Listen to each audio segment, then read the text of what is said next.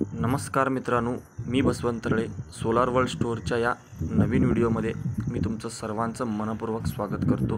तर आज आपण टाटा BP सोलार या सोलार वॉटर हीटरची जुनी कॉईल काढून नवीन कॉईल बसवणार आहे आणि त्याचं संपूर्ण वायरिंग कनेक्शन करणार आहे ते या व्हिडिओमध्ये मी तुम्हाला सांगणार आहे। तर हा व्हिडिओ तुम्ही पूर्णपणे बघा। आपण स्पॅनरच्या सहाय्याने जी जुनी खराब झालेली कॉईल आहे ती आपण व्यवस्थितरित्या काढून घेणार आहोत।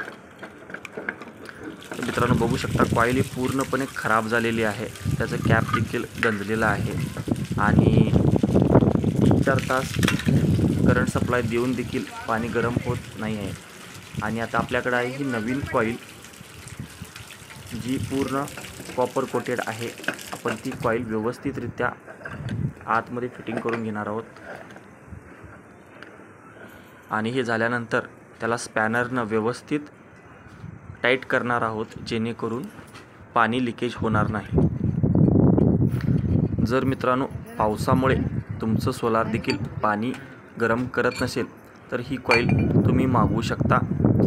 ही कॉईल मागवण्यासाठी तुम्हाला मी याची लिंक जी आहे डिस्क्रिप्शनमध्ये देईन, तरी डिस्क्रिप्शनमध्ये जाऊन त्या लिंकवर क्लिक करा, जेणेकरून तुम्हाला ही कॉईल घरबसल्या ऑर्डर करता येईल।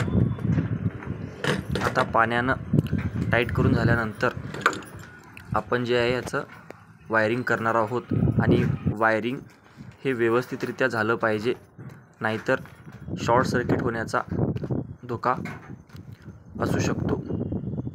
हे आहे थर्मोस्टेट, याच्यामध्ये 65 सेल्सिअस या तापमानावरती पाणी गरम झालं तर ऑटो कट ऑफचं ऑप्शन याला आहे। याच्यामुळं आपलं करंट बिल जास्त येणार नाही आणि सोलार हे तुमचं खराब होणार नाही। तर पहिल्यांदा आपली जी फेज वायर असते ती या थर्मोस्टेटच्या एका साईडून देऊन दुसऱ्या साईडून बाहेर काढायची आहे आणि जे कॉईलवरती 2 पॉईंट आहेत त्यातल्या एका पॉईंटला ही वायर द्यायची आहे।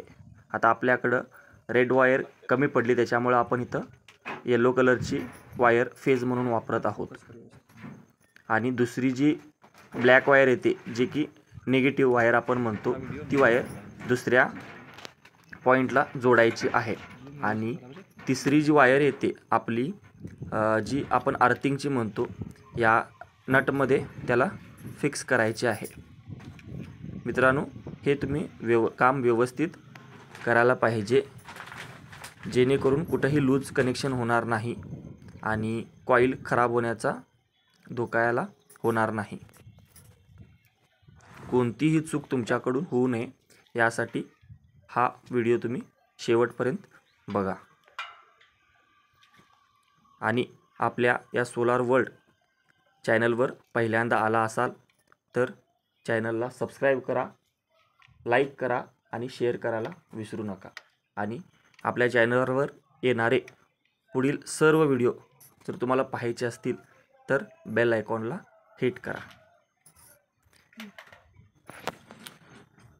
अशा प्रकारे आपलं फेज झालेलं आहे। तर आपण आता न्यूट्रल कनेक्शन देणार आहोत।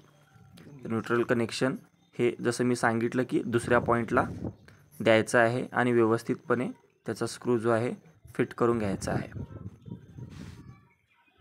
आपलं फेजचं कनेक्शन आता झालेलं आहे। आता आपण जे शेवटची जी आपली तार आहे ती आहे अर्थिंगची। अर्थिंग हे कंपल्सरी आहे मित्रांनो। जर एखाद्या वेळेला काही प्रॉब्लेम झाल्यास अर्थिंगमुळं आपला शॉक बसणार नाही किंवा कोणताही अनर्थ टळू शकेल, त्यासाठी अर्थिंग करणे खूप गरजेचं आहे। अशा प्रकारे इथं कॉईल बसून झालेली आहे आणि त्याचं वायरिंग देखील केलेलं आहे। तर मित्रांनो अशाच प्रकारचे इन्फॉर्मेटिव्ह व्हिडिओज तुमच्यासाठी आम्ही सतत घेऊन येत राहीन। तोपर्यंत गुड बाय।